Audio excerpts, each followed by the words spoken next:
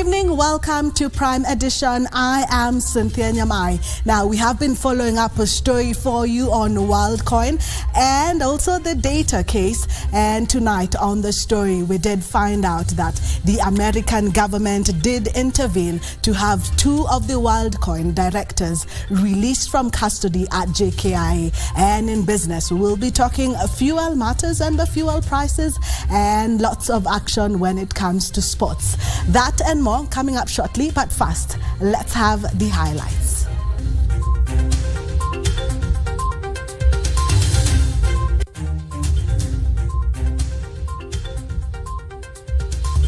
The big data scandal, Interior Cabinet Secretary grilled by Parliament over breach by WorldCoin. Kenya's next DPP, a thumbs up for Renson Mulele Ingonga as Parliament approves his nomination to the Directorate of Public Prosecution. And the pursuit of financial inclusion. Kenya partners with IFAD to support agricultural development in Kenya's hinterlands.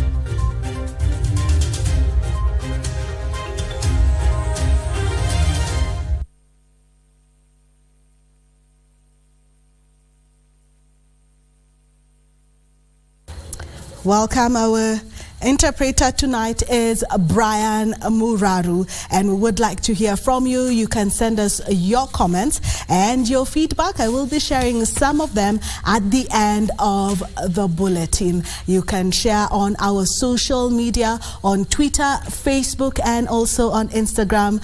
Our page is KBC Channel 1. Now, the American government intervened in the release of two WorldCoin directors from police custody at the JKIA a week ago. Interior and National Administration Cabinet Secretary says an agreement has been reached with the American government to unveil the two nationals should they be required to provide evidence in the ongoing probe into the alleged data mining saga. Even as the investigations of WorldCoin operations in Kenya were underway, Interior Cabinet Secretary Kindiki Kithure on Thursday revealed that the two WorldCoin directors had left the country a week ago. And to the question of who is protecting these people, Chair, I don't know. This prompted members of the ad hoc committee on the WorldCoin inquiry to put the CS to task on why the two individuals had not been arrested and charged. These people were free walking around here, and they have been exited from the country without being taken to court. Why are we applying our laws selectively in favor of these people? Police, through the DCI, had defected stop orders against the concerned people, and they had filed those stop orders with immigration, and we had placed a red alert. The CS, however, disclosed that the duo had been nabbed at the Jomo Kenyatta International Airport, but were later allowed to leave the country after intervention by the American government. The two governments reached an understanding that instead of detaining these people when we have not arrived at a point where we have established that they have committed crimes, they should be allowed to leave the country. And the government of the United States of America has pledged to surrender these people if they are needed. Kindiki also revealed that it was difficult to trace the money transacted via cryptocurrency. 350,000 people got those coins converted and paid in cash. Help us to clarify the law that we should use on crypto transactions. Leave the enforcement on us, because at the moment our hands are tied. If we cannot regulate it, then it is, in my view, should not be allowed. The CS has, however, promised to release a report of the preliminary investigations in 2 weeks' time to update the country on the findings. WorldCoin operations in Kenya were suspended on August 2nd over security concerns. Giverson Minor, Prime Edition. The National Assembly has approved the appointment of Benson Mulele Ingonga as the next Director of Public Prosecutions. A section of lawmakers has described him as an officer whose integrity is beyond reproach and who is fit to hold a tough office. He was, however, was challenged to ensure the independence of the office and avoid acting on the whims of the political class. Mulele will be taking over from Nudim Haji, who moved to the National Intelligence Service Office. National Assembly's special sitting Thursday saw the consideration of an array of urgent business of national interest. The appointment of Benson Mulele Ingonga as Director of Public Prosecutions was approved, with legislators commending his integrity standards. He was employed in the public service as a registrar and later transferred his services to the office of the Director of Public Prosecutions. Currently, he is the man in charge of the Office of Director of Public Prosecutions in Northeastern Province. To work not to secure convictions, but to work to secure and guarantee justice to the people of Kenya. Lawmakers challenging Mulele to ensure the criminal justice system works for all and sundry equally. Sometimes a prosecutor would want to do a very good job, but he's constrained in many ways by the kind of very lackluster and very permissive manner in which we have approached some of our things, and including in the Constitution right now. And there's need for us to revisit our Constitution. He is succeeding an individual who has performed extraordinarily well.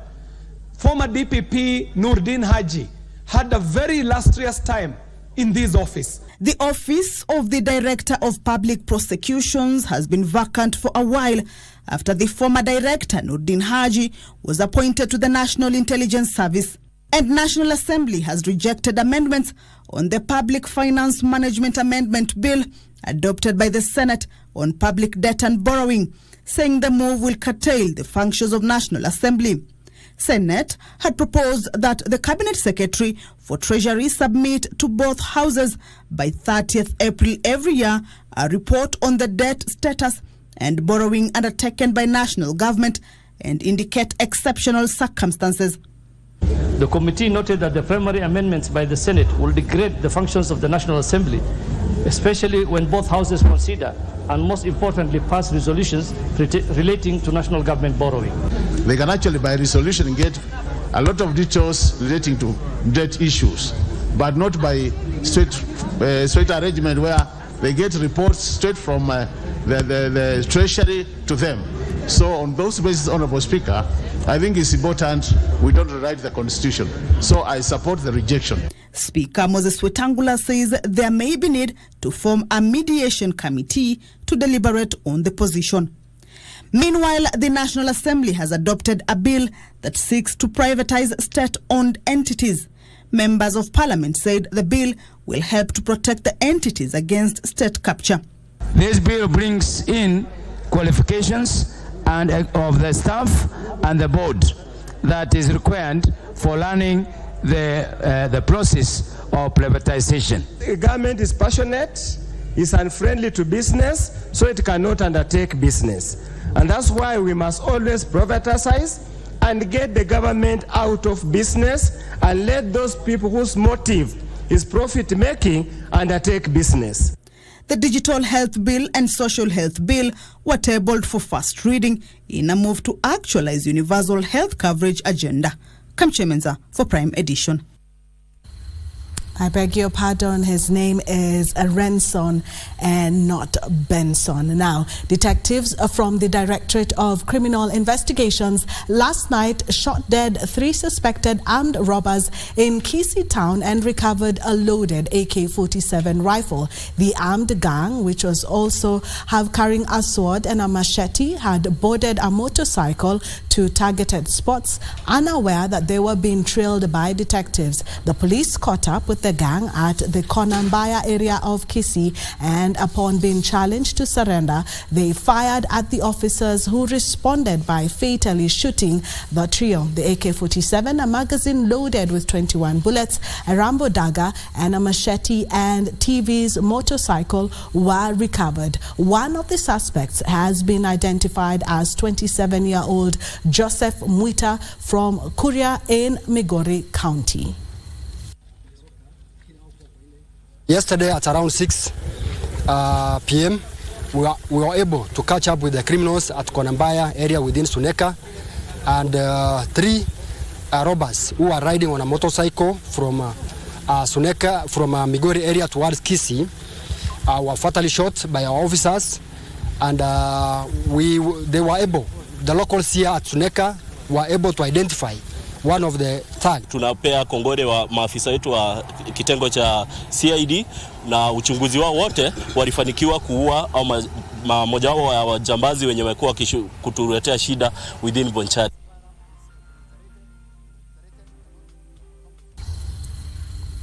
The Kenya Medical Supplies Authority, KEMSA, must continue adapting its procurement of drugs in tandem with changing disease patterns to tackle the country's disease burden. KEMSA Acting Chief Executive Officer Andrew Mulwa noted that some diseases that were once prevalent across the country were now nil or restricted to some parts of the country and weather patterns. This, he said, will curb losses occasioned by expiring of drugs or equipment rendered obsolete in KEMSA's warehouse.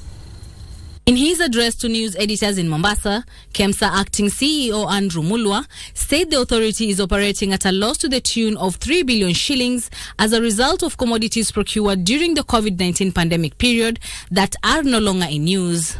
As a result of the COVID procurement, I'm sure this conversation came yesterday. I saw it in 411. So it is common knowledge that we are operating with a loss as a result of COVID procurement. This, he says, has necessitated the authority to seek capitalization to a tune of 2 billion shillings from the government to remain afloat and revamp its operations.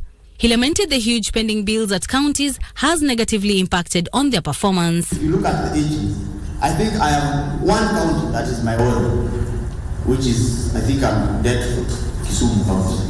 And I'm not shaming Kisumu County, but the fact they have a debt that is more than 1,000 days old, that bought at 5 million. There are other, maybe 7 counties, 6 counties, but when you look at their credit history, they are trying to pay. So I will not call a bad debt because they are servicing their credit.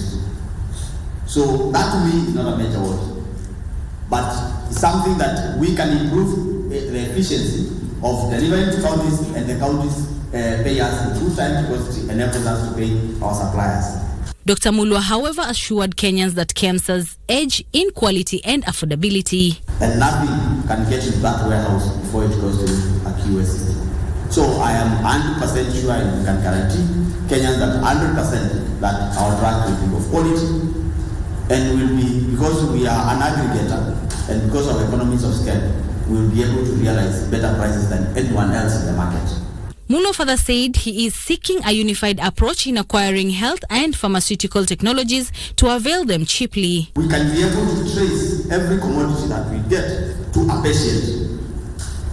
We can be able to say, indeed, we dispatch this 100 paracetamol to Lamu County, and can be able to do that using AI technology to be able to plan meticulously. That is something that I think by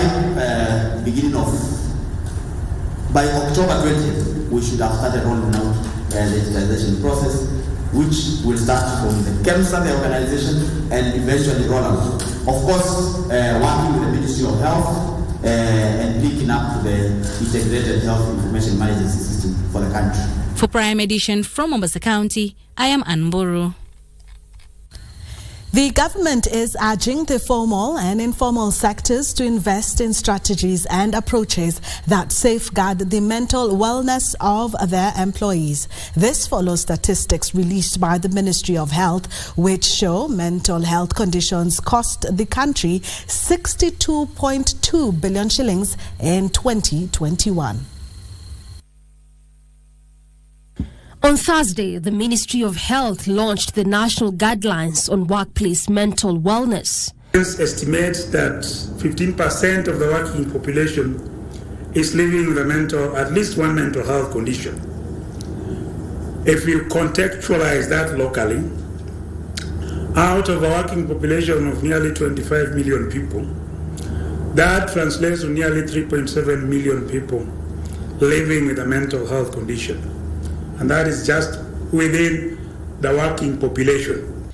Some of the key guidelines include supportive leadership, culture and value, evidence-based interventions, right-based approach, active involvement, linkage to the organization's goal, and communication. The managers and supervisors, on the other hand, they are all include creating supportive working environment that recognizes abilities and matches tasks with the prerequisite abilities, and also identifying those who are at risk and linking them with the necessary support system. Meanwhile, the Ministry of Health has committed to ensuring that the 2021 collective bargaining agreement for clinical officers is honored. Fiscal year, our department, the State Department for Public Health and Professional Standards, has posted a total of 4,121 interns. Medical officers, 325, pharmacists, 469, dental officers, 25, clinical officers, 506, clinical officers diploma, 1,930. And nursing, 8, degree nursing, 874. You can see even in the internship that a clinical officer, especially diploma, has the highest numbers. At the official opening of the Kenya Union of Clinical Officers Annual Delegates Conference, Principal Secretary for Public Health and Professional Standards Mary Muthoni also drummed support for the Social Health Insurance Bill 2023 that will address critical structures of our health component. With the 4 bills that are in the pipeline, the quality of care bill is going to be drafted, because it is the core of even the effectiveness of the other areas that we are touching. Doreen Arange for Prime Edition. Well, Kenya and Colombia are looking to get into agreement when it comes to coffee farming. I will have the details for you, but first, let's take our fast break.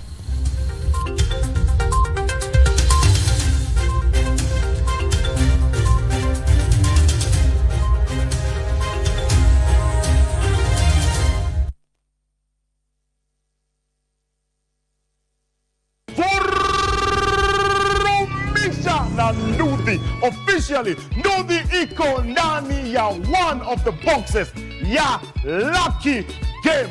Cheza Lucky Game. Kumbuka ni *570#. Chagua Lucky Game. Kisha chagua one of the boxes kati ya hizo 7. Weka stakes zako isiwe chini ya 20 shillings na isizidi 2,000 Kenyan shillings. Zawadi ziko kem. Ikiwapo pia Nudhi tumeingiza mahali pale. Vurumisa na *570#.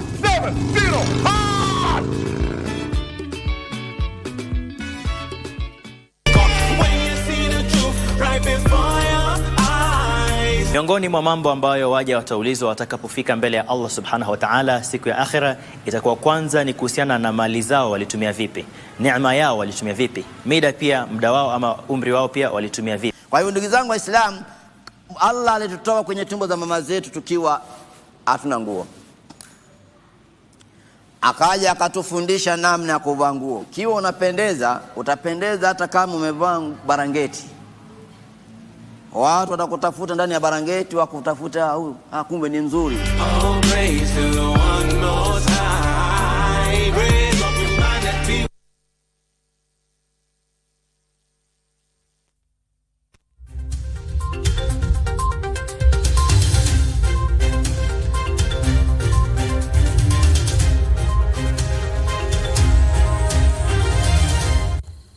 Welcome back. The Green Africa Foundation has launched the Plant Your Age web application, a digital tool to inspire Kenyans to plant the right tree in the right place. The initiative is in line with the national tree planting agenda that seeks to increase Kenya's tree cover to 30% by 2030. Your Age web application was unveiled at the Konza Technopolis during this year's Plant Your Age 2023 under the theme My Tree, My Age. It seeks to boost knowledge of the best species of trees for specific locations.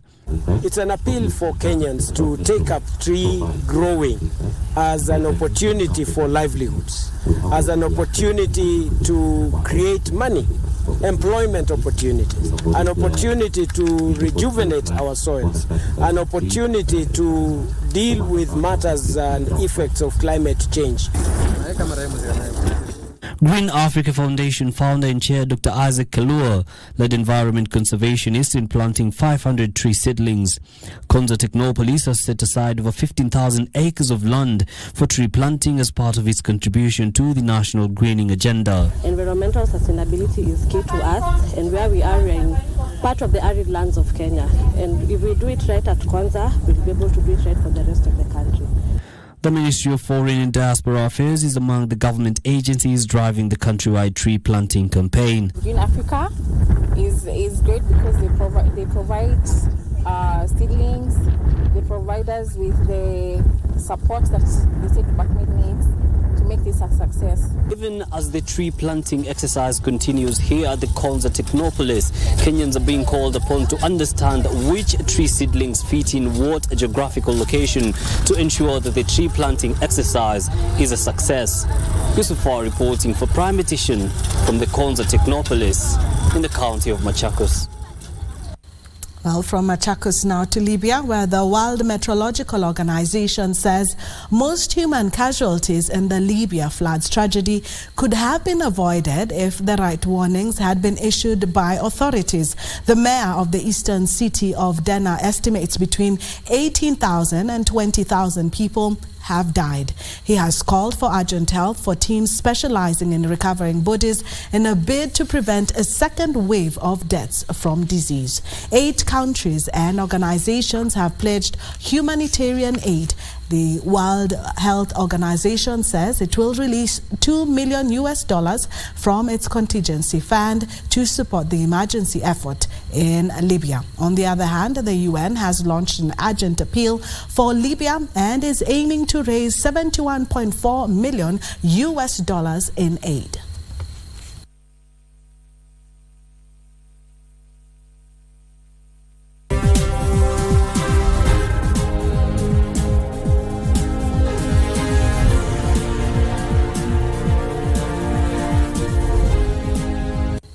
Well, it's now time for business. Kenya is looking to collaborate with the Republic of Colombia in coffee growing, processing and marketing to position Kenya coffee globally. Speaking at a meeting with the Colombian Coffee Growers Federation in Chinchan, Colombia, Deputy President Rigathi Gachagua said Kenya is undertaking reforms to reclaim its glory in the coffee trade. Kenya has in recent months enjoyed increased coffee production, and in the financial year 2021-2022, production rose 50.24%, which was the highest in 2 decades. Coffee production rose from 34,512 tons in the 2020-2021 financial year to 51,853 tons in 2021-2022. The government believes production is not yet at its peak. We produce very high quality coffee. Our farmers take nothing home. And what has happened is that 30 years ago, when our coffee was fetching good prices, we were producing 200,000 metric tons a year. But because of poor prices, the farmers got demoralized along the way, stopped taking good care of the coffee, the yield went down. The South American country of Colombia currently produces about 754,000 metric tons of coffee annually, against Kenya's 51,000 metric tons, and is currently among the top 3 producers in the world. We are here to seek your friendship, to seek your companionship, to seek your collaboration, to seek a next stage program of how the two countries that produce the best coffee in the world can work together. We are amazed by your success. You not only produce high quality coffee, but you market it right, get good prices, and your farmers are happy. As part of the coffee revival strategies, the Kenyan government has identified gaps in the supply chain that it is addressing to, among others, ensure farmers earn more. What happens after the sale of Kenyan coffee? The brokers smile all the way to the bank as the coffee farmers in Kenya cry all the way to their farms. Gachagua is accompanied by a group of farmers from various counties of Kenya, keen to expand their knowledge on coffee planting, value addition, marketing, as well as impact skills being applied in Colombia directly to the farmer. Alanauko, Prime Edition. E-mobility charging service providers are required to seek certification from the Energy and Petroleum Regulatory Authority before setting up. This is among new electric mobility charging guidelines aimed at standardizing the charging points for electric vehicles and battery swapping for electric motorcycles. Here is Alan Ooko once again with the details. Adoption of electric vehicles and motorcycles is expected to help reduce emissions by 3.46 metric tons by the year 2030. As Kenya drives towards e-mobility, the government has unveiled new guidelines on charging ports in efforts to ensure uniformity. Why don't we expand it today by moving quickly on e-mobility? We have got our geothermal, we've got our solar, we've got our wind, and we are privileged because our leaders of yesterday invested significantly on renewable energy, and because we are there, we can quickly move into e-mobility and stop importing petroleum products. Government officials believe Kenya can leapfrog its peers in e-mobility, especially with enabling policies. So there is real opportunity in accelerating this development very quickly. Others see 2030, 2040. I do see a real exponential growth in this sector. And therefore, those of us who want to do business, the window to do business is 1 or 2 years. It will not be 5 years. For us at the Energy and Petroleum Regulatory Authority, we have been keen, and as you may note, we have been hard at work to work on a system to transition into green mobility through laying down a regulatory framework and building confidence in the public that will ensure that we move and shift to electric vehicles. We are looking at growing the consumption of EVs, from about maybe 10 gigawatt hours to about 4,000, almost 4,000 gigawatt hours. The new EV charging guidelines are set to, among others, encourage electric distribution systems, promote affordable electric charging tariffs, and create employment opportunities for small businesses. We're able to analyze and establish a non-discriminatory maximum markup for battery charging and swapping stations. These markups will be applied to cars, to buses, and to motorbikes. And this will ensure investors enjoy a profit margin in running these stations, whilst consumers are protected from potentially high rates that will be exploitative. The battery swapping service is not widespread in Kenya, in part because there were no standardized batteries, in particular electric motorcycles, and there was no clear direction on the installation, reticulation, specification and certification of personnel handling e-mobility charging points and battery swapping infrastructure, even as cable-based charging remains as the standard form. The truth of the matter is that the globe is moving to electric mobility. For instance, those that make internal combustion engine vehicles say that in 10 to 12 years, they will cease completely making ICE vehicles. And now Kenya is rushing to pick up the pace in making e-mobility the in thing in the next few years. Alan Aoko, Prime Edition. The National Treasury has rolled out a 19.7 billion shillings project that seeks to support the transformation of the rural and smallholder agriculture sector through private sector-led development. The 6-year Rural Kenya Financial Inclusion Facility project, which is financed by the government and International Fund for Agricultural Development, seeks to mobilize financial resources from private financial institutions and development partners towards rural agricultural sector. Smallholder farmers are among the most affected by the adverse effects of climate, since most of them rely on rain-fed agriculture. To address this and capital access challenge, the government and the International Fund for Agriculture Development have rolled out the Rural Kenya Financial Inclusion Facility project that seeks to improve the access of smallholder farmers and rural micro, small and medium enterprises to appropriate financial services. This will be achieved by improving access of smallholder farmers and rural micro, small and medium enterprises to appropriate financial services. The 6-year project seeks to mobilize financial resources from private financial institutions to those at the bottom of the development pyramid, while enhancing resilience to climate change among agriculture value chain actors. For this project, over the 6-year period is US dollars 134.05 million.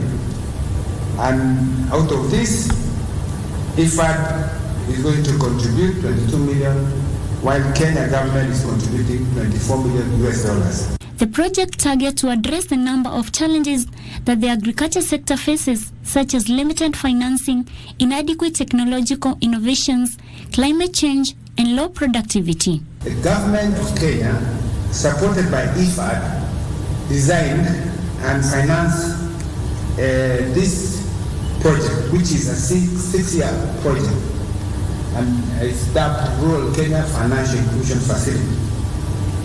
As I have said earlier, it's a project that is meant to catalyze the mobilization of financial resources from private financial institutions.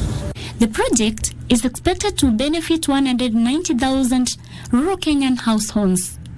Edna Murungi, reporting for Prime Edition. Internet connectivity is among factors slowing the growth of on-demand video streaming content. This emerged during the last day of International Telecommunications Week 2023 in Nairobi, as Nduta Mukami narrates. Costly and unreliable broadband access is a major challenge to the consumption of video-on-demand services in Africa. While in other markets, video-on-demand services are often backed by large content houses such as HBO or Disney, most African countries face connectivity issues, which is a key consideration for streaming companies. About 80% of content in Africa is delivered or seen on smartphones. We need to have affordable smartphones, affordable phones, so that we are able to have more users of content in Africa. Additionally, they called on innovators to simplify their products or focus on USSD, SMS, interactive voice services, and apps that can work on simple smartphones, which are not broadband heavy, in order to enhance the user experience. I can say we've come very far as an industry. Today we are talking as collaborators. We are not competitors. We are able to ramp up content and to bring content, to keep content local. Kenya has, through the Universal Science Fund, connected 750,000 Kenyans in non-commercial viable rural areas and aims to offer connectivity across Kenya in 5 years. Even as the government prioritizes the digital economy, stakeholders in the telecoms industry have called for a review on policies that will help fast-track the uptake of internet connectivity in marginalized areas in the country. Reporting for Prime Edition, my name is Nduta Mokami. Farmers in Kenyan rural areas can embrace the production of indigenous plant species to not only promote healthy diets but also as an alternative source of income. Community-based organizations who are training and sensitizing the public on the venture are calling on the government to bridge the gap between producers and consumers to increase farmers' income. Trevor Ngeno with the details. The two-day national dialogue on indigenous foods by the Ministry of Agriculture and Livestock Development has given indigenous agriculture advocates a platform to exhibit samples of organic crops with doing artistic pieces. One of the exhibitors, Pelham Kenya, works with community-based and civil organizations, building farmers' capacity to promote agri-ecology. We are also having programs at Pelham Kenya where we directly involve the youths, especially to do value addition and also to be innovative and kind of market them and give them space and prominence as much as possible. Majority of them don't use the indigenous vegetables, and the reason being that they don't know these indigenous vegetables, and also as well as consumption of these indigenous vegetables. Unless we train them, they don't know about it. Seed Savers Kenya, who have been collecting indigenous seeds for over a decade, say that preserving indigenous seeds will ensure better crop yields for farmers. Farmers getting the planting materials for these indigenous crops is very hard. Even supply through the agrovets, you can't find them. And the only alternative that is there for them to be able to diversify in their farms is to save their own seed and have the seed banks that can act as source of planting materials every planting season. The stakeholders are calling for collaboration between government and grassroots organizations to scale organic farming. The market is there, but the support from the government is a bit wanting.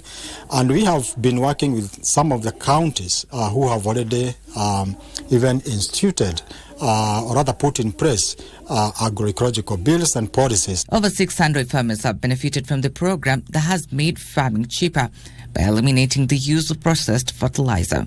By grinding this to this, organic farmer groups hope to not only increase the shelf life of these indigenous crops, but also make them more appealing to the youth. Trevor Ngendo for Prime Edition, Nairobi.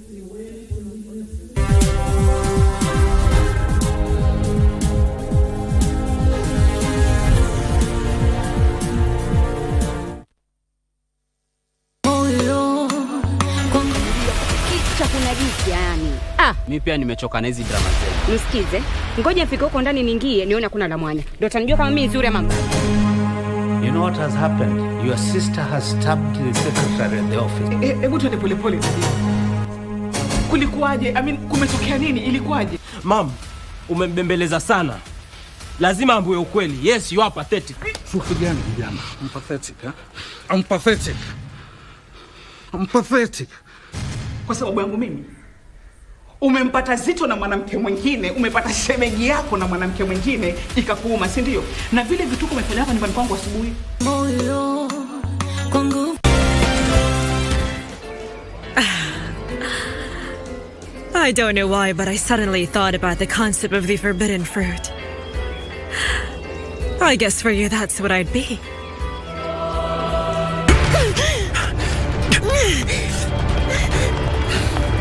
Let go of me! My son, I need you to swallow your pride and marry that woman.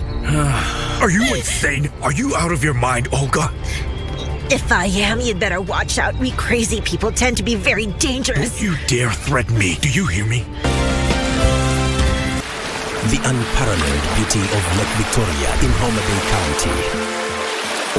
Homa Bay County.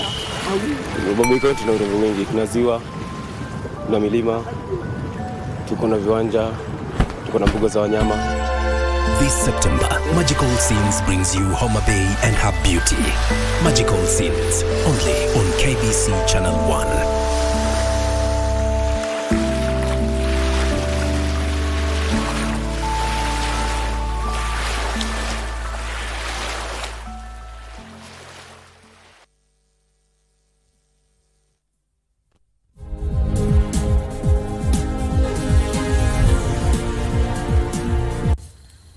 Welcome back. Now, construction of the affordable housing projects in the counties of Embu and Kirinyaga are at least 30% and set to be completed by June next year. This emerged at an inspection tour of the National Housing Corporation's affordable housing projects by the National Assembly Committee on Housing, Urban Planning and Public Works. NHC houses which have been implemented are moving very fast, and as an implementer, I will give it around 80% good work for the progress they have made, and of course the state bank. Of course there are challenges here and there, and of course we are working as a committee to ensure that we remove the hurdles which sometimes is facing. Davis and Shatcliffe has received an integrated management system certification from the Kenya Bureau of Standards KEBS. The firm received the certification for upholding the highest standards of innovation and sustainability in its operations. Integration of management systems is beneficial for organizations seeking to streamline their management processes, reduce costs, improve overall performance, and demonstrates commitment to quality, environmental responsibility, occupational health, and safety.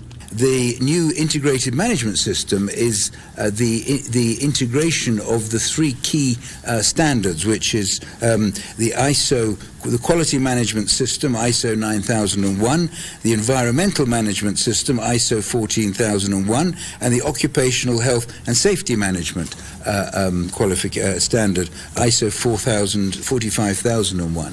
The IMS certification integrates quality management, environmental management, and occupational health and safety management. The certification also covers an alignment with global concerns regarding climate change and sustainability, ensuring the safety of stakeholders through compliance with regulations and hazards prevention.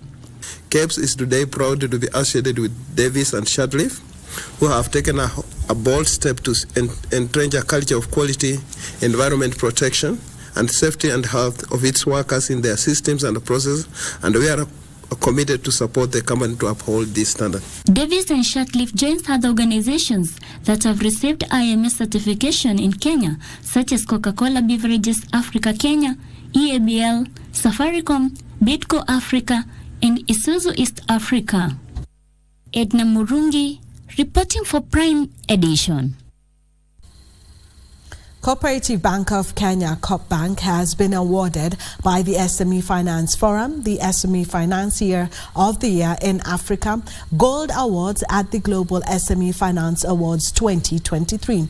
Organized by the International Finance Corporation, the Global SME Finance Awards 2023 recognize financial institutions and fintech companies for their outstanding achievements in delivering exceptional products and services to their SME clients. Cooperative Bank of Kenya, which launched a myriad of financial solutions for micro, small and medium entrepreneurs, has seen its efforts recognized. The financial institution has been awarded by the SME Finance Forum the SME Financier of the Year in Africa Gold Award. Organized by the SME Finance Forum and endorsed by the G20's Global Partnership for Financial Inclusion, the Global SME Finance Awards capture the effective and successful practices of financiers, honoring the innovative products and services for SME clients. The Global SME Finance Awards provides an opportunity for institutions to showcase and share their good practices and knowledge and to learn from them. Commenting on the award, Cooperative Bank Group Managing Director Gideon Muruki said, in quotes, in collaboration with IFC and other partners, they have taken time to listen, study and build a most competitive value proposition for SMEs intended to support them realize the goals they have set for themselves. And we are very encouraged by the successful outcomes we continue to see in the marketplace. This award is for Kenyan SMEs too, end of quote. Launched in 2018, the Global SME Finance Awards capture the effective and successful practices of financiers, honoring the innovative products and services for SME clients that have achieved impressive results in expanding financing services to SMEs. Frederick Muki for Prime Edition. The beauty of Homa Bay involves a bustling nightlife in Mbita town and a colorful fishing voyage in Lake Victoria around Rusinga Island. Tonight on Magical Scenes, Irene Muchuma Odim brings the second and final part of Homa Bay and her beauty.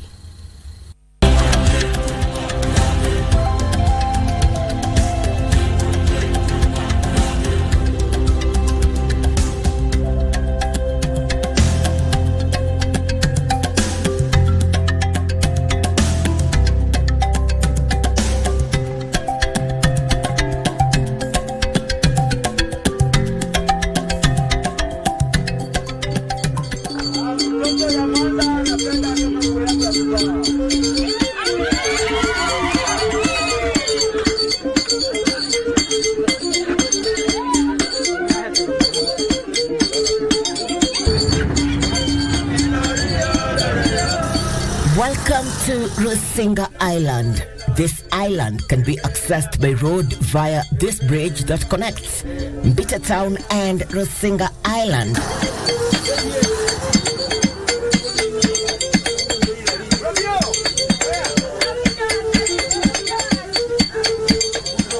When the sun sets on Rusinga Island, Lake Victoria comes to life in a whole new form. Small yellow lights pop up across the water. A first-time visitor would confuse the view with that of a town in a far distance. These are fishermen at work. Rusinga is among the breeding islands for fish in Lake Victoria. The fingerling fish are normally captured during the darkest of nights. The fish stay close to the bottom in the daytime and rise up toward the surface at night. Here they are caught at night using lights, then sun-dried, sold and distributed for human consumption and as chicken feed.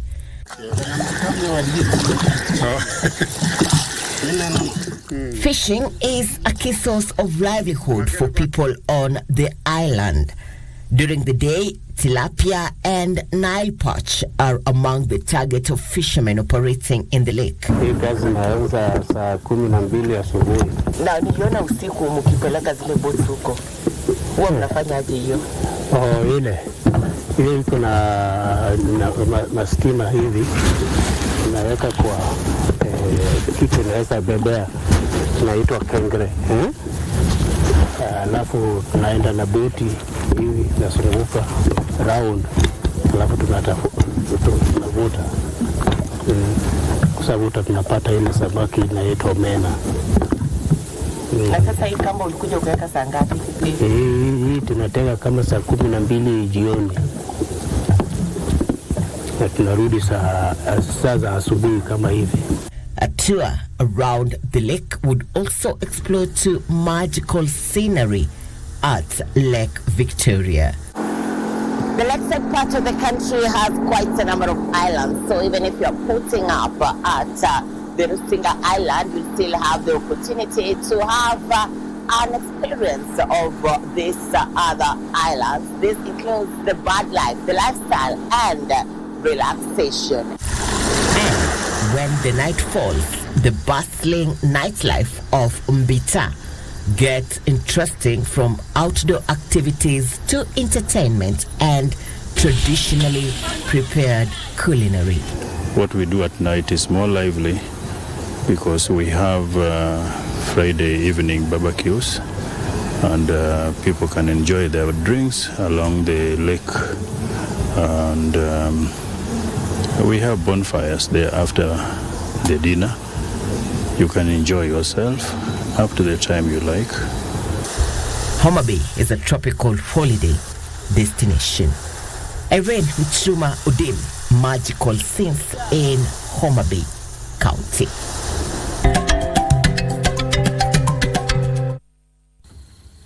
The National Assembly has approved the nomination of lawyer Andrew Musangi as the chairperson of the Central Bank of Kenya.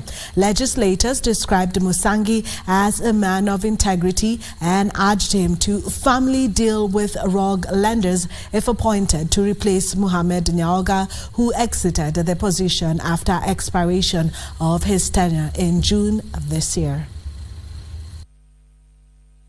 And pursuant to Section 11.2a of the Central Bank of Kenya Act, Cap 491, and Section 8.1 of the Public Appointments Parliamentary Approval Act of 2011, that this House approves the appointment of Mr.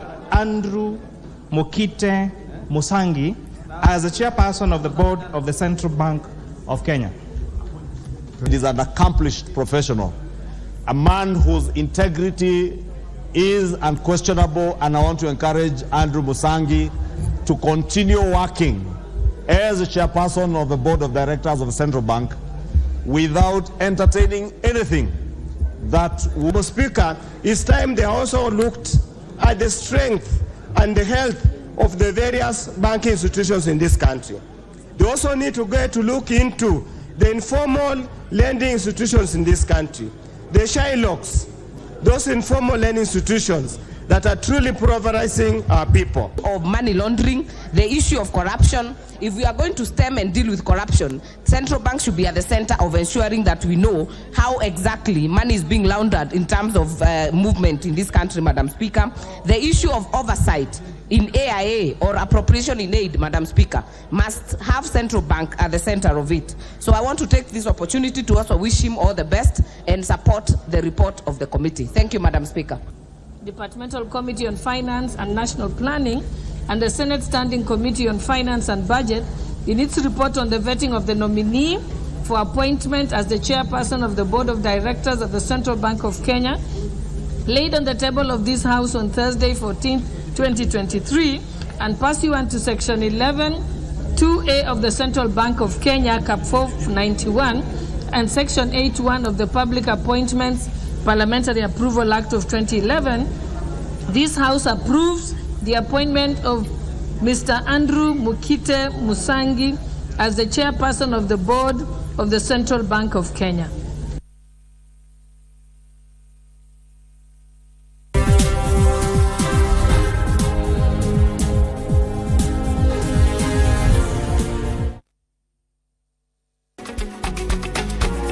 This week on What's in Your Kitchen, we taste taita kimanga, steamed rice, and chicken adobo, courtesy of our guest cook, Dominic.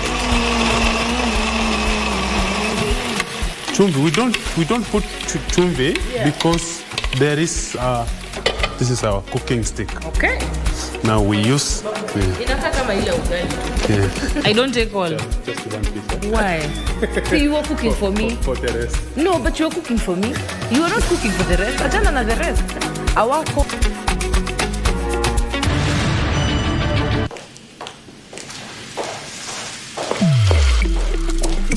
저 본씨 아니야? 케이스백 사장님? 그럴 줄 알고 욕조에 물 받아놨어. 얼른 들어가. Thank you.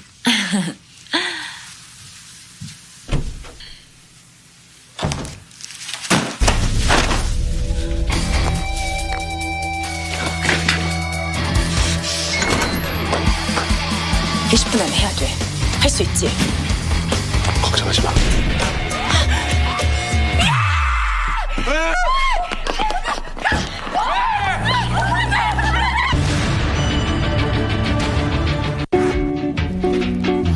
Akawa yeye kufika, yeye kuona mguu ya kuku anazima.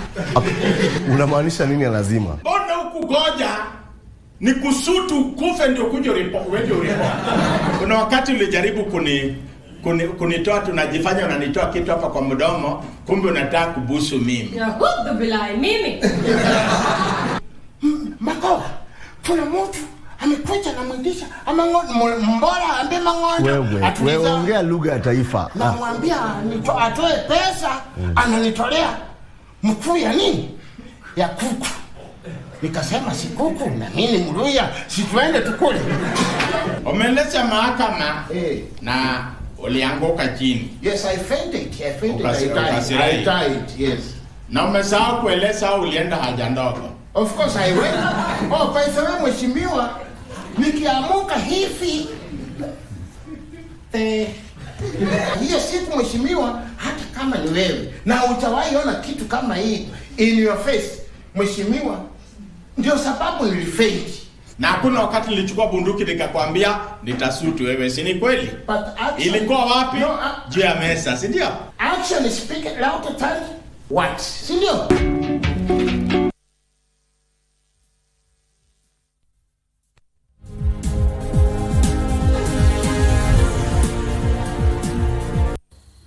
I can see Bernard in the sports studio, so I know it is almost time for sports. But before I hand you over, farmers should increase cultivation of indigenous crops to meet growing demand. USAID-funded Kenya Crops and Dairy Market Systems Deputy Chief of Party Judy Odongo says consumption of indigenous food is gaining popularity in urban centers as the more people become more health conscious. While Raymond Jenga had a sit-down with Odongo on the sidelines of the two-day National Dialogue Food Systems, and this is how the conversation went. Well, thank you for joining us. And even as the country grapples with food insecurity, the country also boasts of a diversity of indigenous food varieties. That is our discussion tonight with Judy Odongo, who is the Deputy Chief of Party for USAID at Kenya Crops and Dairy Market System. She will introduce herself further, and we'll be discussing also the national dialogue that is ongoing here in the country on agri-food systems. Thank you for coming to this program. My name is Judy Odongo, and a very good evening to all the viewers. We have been around for 6 years now, implementing an activity that is towards increasing agriculture-led economic growth and increasing market systems and household resilience, and also focusing on improving nutrition outcomes at household level. Our focus has been in 12 counties in Kenya, 3 in the southeast, and 5 in Nyanza, and the 4 western counties. And up until now, we have reached 300,000 of our households with agriculture technologies that are enabling them to improve productivity and increase incomes at household levels.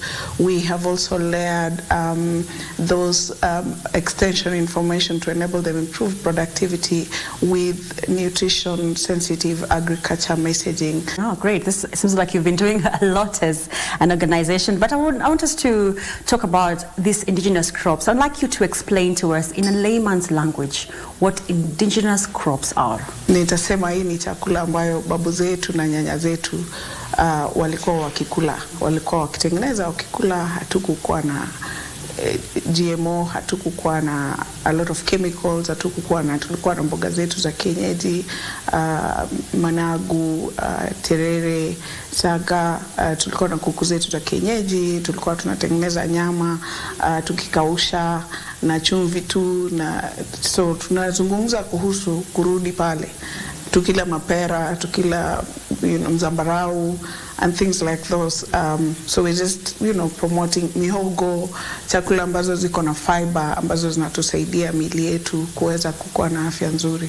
I'd like you to explain to us in light of climate change. I know we have just concluded the Climate Summit Week, and now we're talking about ensuring that we grow these indigenous crops across the country. What is it, the role of these crops in achieving our country's sovereignty? We pride ourselves, and Kenyans and Africans, in the African leafy vegetables. That is one of the most important aspects of our diet. Those are crops that are really easy to grow with very little water. And so part of what the KCDMS project has been promoting is farmers having small kitchen gardens back at home, even in places where there is very little water, and methods of recycling water so that then they're able to just use this recycled water on those small gardens. And so you'll go to a place very dry, like the dry parts of Makueni and Kitui, where everything else is dry, but you'll find a small garden 3 by 3 meters that is very green, and you wonder how. And it's because part of the agri-nutrition behavior change communication that we've been promoting is use the water, the little water that is there, after you have used it for other things, and just, make a garden for yourself. And they would have vegetables to eat at home. And so earlier on you had Vihiga County talk about the African leafy vegetables. They pride in producing that a lot and even exporting that. We worked with a lot of women groups in Vihiga County to just enable them produce a lot of African leaf vegetables and market it, but also they invested in solar dryers so that what is not going into the market as fresh is dried up, and then they can sell it later. And we also connected them with supermarket chains and some export markets, so that they start exporting that. And so climate change, yes, so we see the use of solar dryers there, to just conserve the food there, because we are blessed with sun. So just conserve this food so it serves us for longer. And as we went around meeting the farmers that were participating in the programs, we would see many of them have actually stocked up some of the vegetables. A lot of this also we did in Makueni and in Kitui, just encouraging farmers to, and that we did together with a program that was funded by USAID but implemented by FAO, and all that just promoting the production, the consumption, the preservation of those foods, especially so that in drier times they still have foods. Now the other area is, and this is in the area of grain and pulses, focusing so much on the southeastern counties and the ASAL counties. So there is very huge shortage of drought-tolerant crops. Judy, I would like to know what the role your organization is playing in conservation of this indigenous crops and seed banks. And so what we've been doing is working with KEFIS, working with CALRO, working with the county governments, working with seed merchants, but most importantly, community seed growers to increase production of drought-tolerant crop seed, pulses, a lot more cowpeas, green grams, groundnuts, especially in Taita Taveta, and marketing of those, so that there is increased availability of drought-tolerant crop seed, which is early maturing, just with little rain. It's there's already food on the table, and so what we have done currently is production of almost 160 metric tons of drought-tolerant crop seed. It's not enough, but it's a huge leap towards just addressing the insufficiency of that crop seed, which is very important for production of food for the people in the ASALs. How can we increase cultivation of indigenous crops across the country? We look at crops, but we also look at animals. Let me talk about small stock, like poultry. I think you and I both know that if you're doing a broiler, then you need much more attention to it in terms of just the care that it requires for it to from chick to maturity. That is not the same as with indigenous chicken. Our indigenous chicken, they are more resistant to diseases compared to the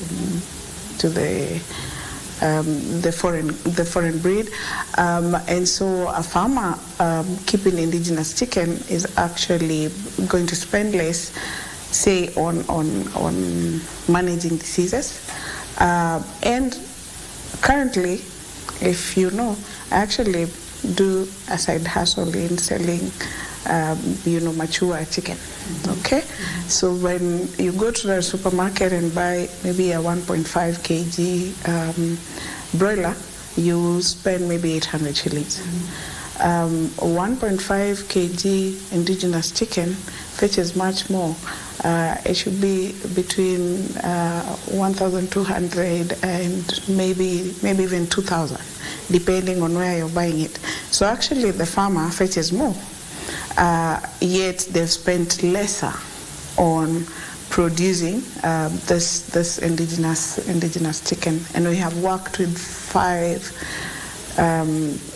chicken off-takers who supply farmers with chicks and then support them on extension and then buy back across the 12 counties, and their data, all of them, is showing the farmers are fetching more from indigenous chicken as compared to the poultry. Now, going back to, say, African leafy vegetables, for as long as you have the seed, sometimes even you don't even have to buy the seed, honestly. So when it just drops on the ground, for as long as it rains, the seed grows. There's very little except water.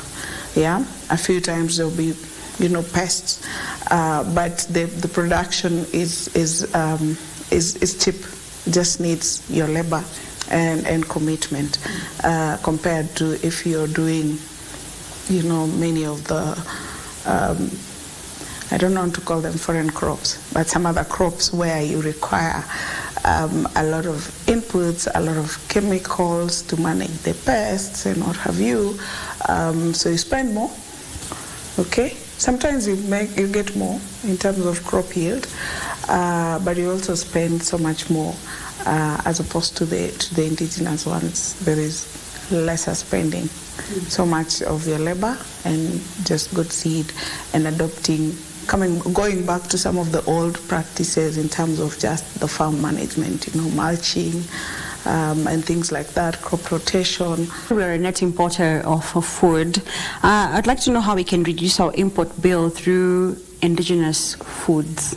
So it is important for the entire nation to take the issue of nutrition very seriously, because it impacts on very many areas of our lives. Our health, if our health is not good, then we're not producing in other sectors, then as a country we are doing poorly. So this conference is just the beginning of dialogue that needs to continue, but maybe not just dialogue, but also implementation at national level, implementation at county level, implementation at household level, practices that are going to, help us feed on our indigenous foods that are full of fiber, without too much contamination, and sell some, make money, buy what we don't produce.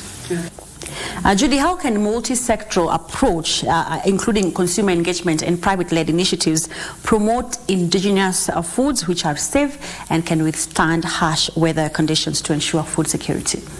So there are 3 pathways, as I understand. There may be more, to nutrition security and nutrition outcomes, and people feeding indigenous is obviously one of them. But even as we promote indigenous, it is important that we're looking at the full diet. We're looking at all the important food groups. So people can go back to feed on indigenous, but they're only feeding on cassava. Okay. When I was growing up, we used to do sometimes cassava for breakfast, for lunch, and for supper. So is it indigenous? Yes. But is it wholesome? Is it enough to give me the nutrition that I need? No.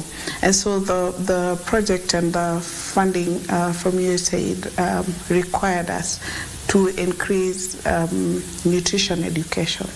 So the households that are participating in activities that are enabling them improved productivity and income also understand that, you know, if you get your money, don't go and start buying chips and mandazi, and because usually that's the notion, right? Think about feeding your family holistically on diverse foods that are going to enable you consume better foods. And this we have done with the Ministry of Agriculture, national level, and then cascaded those to at least the counties that we focused in, the 12 counties. I know as an organization you have done a survey on indigenous crops, and I'd like to know how the demand is. You give us a demographic breakdown on where they're coming from and whether these farmers can meet the consumer demand. Most of these are coming from areas where there is sufficient rain in the Feed the Future language or project language. We call them high rainfall areas. So mostly the larger western, Nyanza and western combined and Kisii and those areas. A lot of that vegetable is coming from there. A lot of it to the local markets, but actually the demand is so much coming from the cities. Nairobi is a big consumer year-round, and so everyone from the counties really just make sure their produce is coming to Nairobi, because Nairobi will always consume, and that's the reason. While there are times when there is the vegetables are expensive a little bit, they'll be there. You will get them in the markets because it's a big consumer. Mombasa, of course, is another big consumer. Nakuru. So generally, the big cities are big consumers. I once lived in Kisumu for a year, and yes, there was the people at the lake. They love their fish, so there was not as much vegetables. But there's been a lot. When you go to the Kibuye market now, there's a lot of vegetables available, but also the demand is very high. Now today when you go to the supermarkets, over time the supermarkets have started stocking, indigenous vegetables, because families have started realizing this is the way to go. Then I'll go to chicken.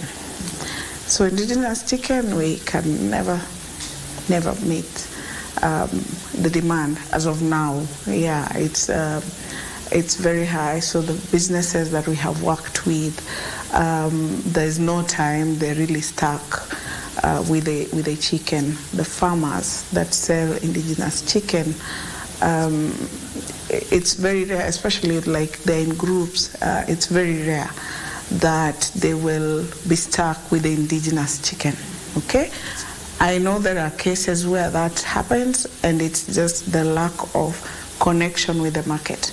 And so that's why the projects like ourselves are coming really to just enable them, the buyers know their farmers. Judy, I'd like you to further break down the demographic of who is eating what. That's not a very easy question to answer, but this is what I will say. I know that families in the cities are buying a lot of this indigenous foods, chicken, vegetables, sorghum. People are starting to go back because especially of the lifestyle diseases. But the dynamics at household level. I've been to families where food, there's this package of food and then there's this package of food. So the mother and the father, they will eat the dried fish and kunde, ugali, but then they will cook for the children chips and fried chicken, which is broiler. The children even don't like the kienyeji chicken. So I think there is need for behavior change communication, so that you and I and the people that have the wallet also have the influence in the houses in terms of how the people, everyone in the house is feeding. I mean, the mothers here have a very big role, of course, and so they can really change the behaviors at household level. And there is too much obesity, okay? There are many contributing factors, of course. We are not working a lot, we are not doing a few things, but obviously feeding is a big thing. And the children also, even today, have obesity. And on the Twitter, the hashtag my food is indigenous that is trending in this conference today. I was talking about if we went to people's fridges today, what do we find? And so it starts with you and I, and it starts with everyone that is watching. Back at home now, they probably eat a lot of mboga and a lot of ugali, but now they don't buy fruits. They don't. Again, it's the whole mix. They don't include the whole mix. Okay. So while we think maybe the people in the rural areas are feeding better, actually the answer is probably not, because they're not looking at the entire spectrum of what is supposed to be all the food groups, both for children and for grown-ups. And I was also asking on this Twitter conversation, what are our children feeding in schools?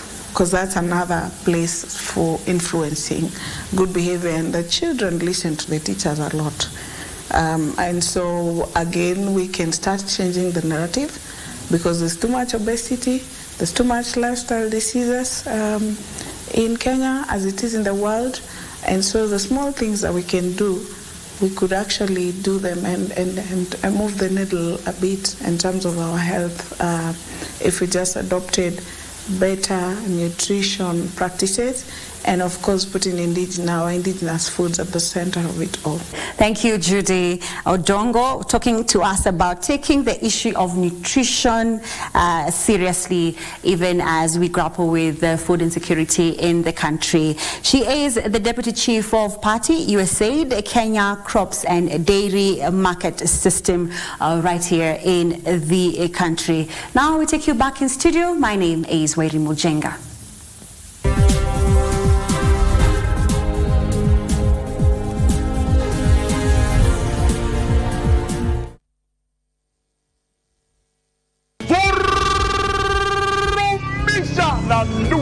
Officially, Ndudhi iko ndani ya one of the boxes ya Lucky Game.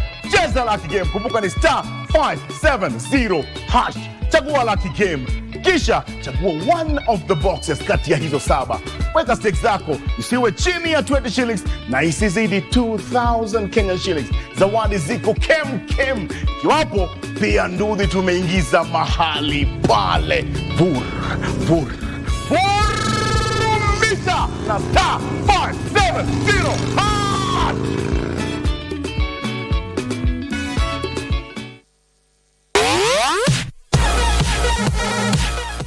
These are the moments we live for every Friday as we catch up with the world of football.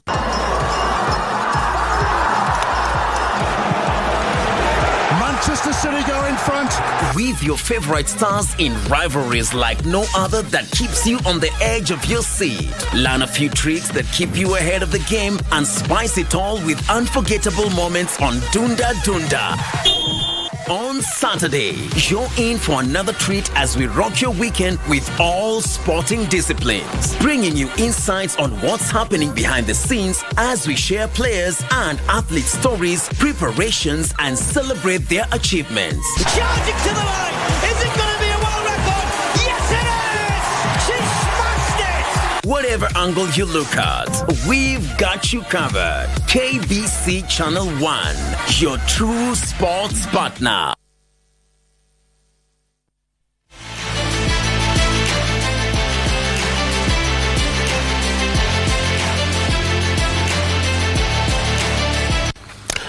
Indeed, a very good evening. Welcome to Prime Edition Sports. I'm Bernard Okumu, and we begin with judo, where plans to set up a refugee judo team are complete after the International Judo Federation, IJF, in conjunction with the local Kenya Judo Federation, visited the Kakuma refugee camp in Lodwar, Turkana County and recruited over 200 players under the Judo for Peace program. IJF, in partnership with UNHCR, seeks to give the refugees a sporting chance through the sport. According to IJF Judo for Peace Director Nicholas Messner, the International Federation said to support the project by providing requisite equipment and trainers so as to enable the exponents thrive in the game. We cannot build a better society if we don't take care of those ones who are suffering, of those ones who escaped from wars and conflict, of those ones who are fighting to eat. It's not possible to develop a better society if we don't give a hand to those people. So the idea of using judo here is that because judo carries values, and carries values that are helpful for the society. So you see, the prospects are good. In collaboration with the International Judo Federation coming in to assist, will help the young minds in that camp. We were there, we've been there. You see, they have the energy. Kakuma, the UNHCR, have been looking away to bring sports into their system to foster peace. And when we got there, they're like they've been waiting for every sports federation to be there. Indeed, good news for Kakuma refugees and the sport of judo in general in the country. Moving on, Principal Secretary for Sports and Culture Peter Tum has affirmed the government's commitment to completing all stalled stadia in the country. Now, Tum says that the completion of the stadia will be done by the end of the financial year. Tum added that the government plans, as espoused in the bottom-up economic transformation agenda, better is keen to monetizing talents in the industry. In the country. The State Department of Sports and Culture on Thursday met with the National Assembly Departmental Committee chaired by the Webuye West MP Daniel Wanyama in Mombasa to discuss the fate of stalled stadia and the Ministry of Sports programs. Speaking after the meeting, Sports PS Peter Tum put on notice that anyone who may have misappropriated funds or government properties, that government institutions are on their neck. We have just concluded at the regional level the football competitions that began during the holidays of August. And in December, we will be playing the qualifiers, and then after that, we will then have identified talents within that space that then can be scouted. Tum also stated that they are satisfied with the elaborate answers on the status of stalled stadia and the Talanta Hela initiative poised to change the narrative of the sport. You know, it is not the responsibility of government to come into payment of contractual agreements that it is not part and parcel of. But it is the responsibility of government to assist federations to be able to stand on their feet. Parliamentary Sports Chairman and Webuye West MP Dan Wanyama said all stadia whose construction stalled since 2016 will be completed in this financial year. Mombasa Stadium is a stadium of the county government, and if they want some assistance, which the ministry has committed to come in and help, it is going to be done. For Prime Edition Sports, I'm Daniel Mwendwa. Well, thank you, Dan Mwenda, for that report. And to soccer, where the Kenya women's national team, Harambee Starlets, has reached the 5th day of their residential training in preparation for the upcoming two-legged 2024 Women's Africa Cup of Nations qualifier against Cameroon. Now, Starlets is scheduled to depart to Cameroon on Tuesday next week in preparation for their first leg, which is set to be played on September 22nd in Douala. As part of the Kenyan ongoing preparations, the team played against Kenya Police Bullets yesterday and secured a 1-0 victory at Kasarani Annex. Head coach Beldin Odemba expressed her optimism, stating that the camp is progressing well as they are waiting for the arrival of international players like Mwana Halima Dogo, Gentrix Shikangwa, Hesi Akida, among others. Currently, 23 players have reported to camp, with the international players expected to start joining the squad on Sunday. Harambee Stars is scheduled to depart for Cameroon on Tuesday next week in preparation for their first leg match, which is set to be played on September 22 in Douala. The team will return home on September 24 in time for the second leg match on September 26. And Extreme Sports CEO Hussein Mohamed has on Thursday called on leaders from sporting federations to work selflessly so as to improve sports in the country. Now speaking during the second edition of the Africa Football Business Summit here in Nairobi, Hussein noted that Kenyan sports will develop and rise if only leaders in positions of power work towards promoting the sports in the country and not for personal selfish gains. Mohamed further urged the FKF to scout talents from the grassroots, as his foundation has done through the Super 8 League. The two-day summit will come to an end tomorrow, Friday, and will be graced by former Chelsea manager Avram Grant, who is the current Zambia national soccer team head coach.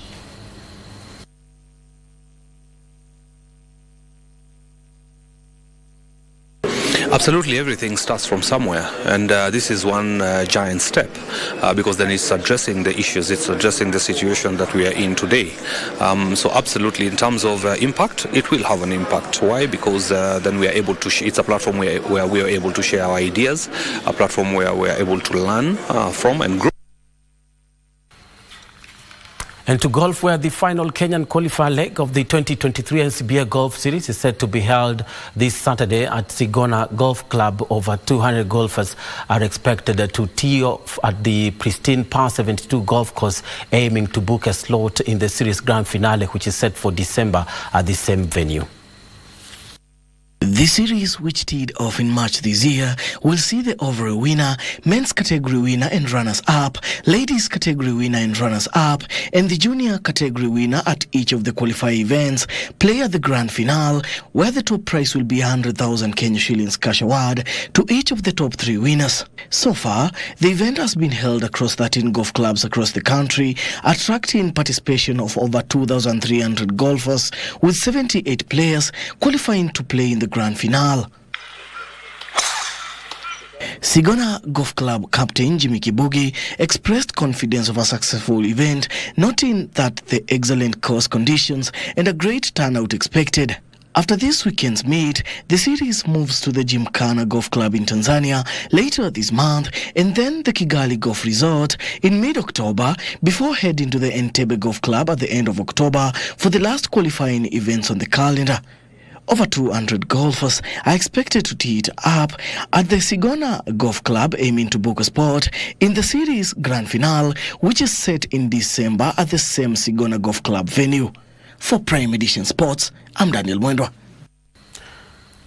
And to international news now, where Canada opened their title defense by downing Italy as Great Britain upset Australia on the second day of Davis Cup final group stage. Now Czech Republic won their tie also against a Spain side sole missing world number 2 Carlos Alcaraz, while US Open men's doubles champion Rajiv Ram helped the United States team battle past Croatia.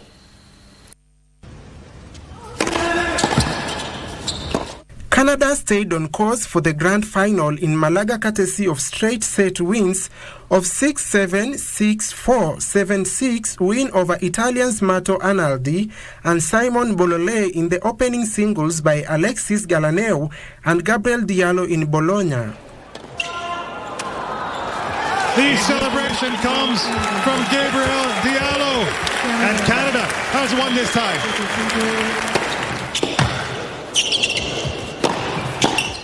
Czech Republic exploited the absence of Alcaraz in Valencia to beat Spain 3-0 and join Serbia at the top Group C.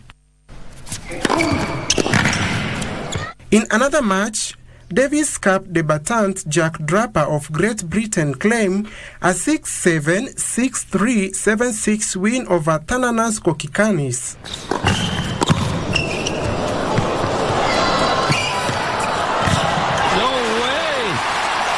says he won that point, Jack Draper.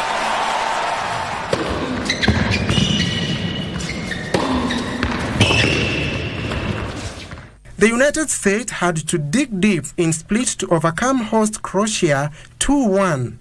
Mackenzie McDonald got the record 32 times winners off to a positive start with a 6-4, 6-2 win over 18-year-old Dino Prismic. In the next figures, Canada faced Sweden, Czech Republic take on South Korea, France play Australia, and the USA comes up against the Netherlands.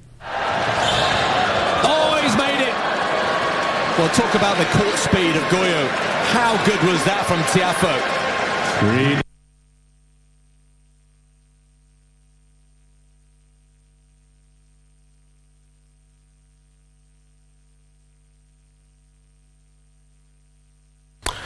Well, and that does it for sports with that story on Davis Cup. Cynthia? Before you finish on sports, tell us a little bit about the Harambee Stars starlets as they come against Cameroon. What are their chances? Yes, they'll be playing Cameroon on 22nd of this month in the first leg. Yes. And it's a ticket looking for a ticket to the 2024 Women's Africa Cup of Nations, which is next year in Morocco. Yes. Then after the first leg, 22nd, 2 days later, that's on 24th, they'll be welcoming Cameroon here in Nairobi for the return leg. So if they win that particular match, they'll go to the second round and they'll meet another opponent. So if they go against that second obstacle, then they'll be in the finals for Africa Women's Cup of Nations. That's in 2024. So we wish starlets all the best. They've been camping. My bet is on them. I've been watching their practice. My bet is on them. Definitely, my bet is also on the starlets and Beldine Odemba to make starlets shine and get back to the AFCON in 2024. Well, that's it from us and from the rest of the team. We do want to wish you a very good night. Thank you so much for watching. I'm Bernard Okumu, and good night.